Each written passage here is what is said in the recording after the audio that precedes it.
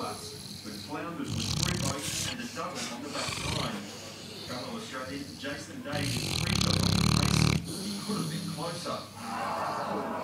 America's Hunter Mayhem surged into contention at the turn, and Charles Schwartzel was among those to make a move on the same holes. That's a Dutch class right there. Phil Mickelson burning the 10th and the 11th. He almost had a share of the lead on the 14th.